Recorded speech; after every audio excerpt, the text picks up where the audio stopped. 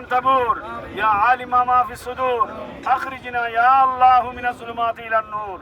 اللهم إني أسألك إيمانا كاملا ورزقا واسعا وقلبا خاشعا ولسانا ذاكرا وكسبا حلالا طيبا وتوبة نصوحا وتوبة جميعا وتوبة قبل الموت وراحة عند الموت ولا تعذبنا ومغفرة ورحمة بعد الموت يا خالق الحياة والموت والنجاة من النار يا رب العالمين.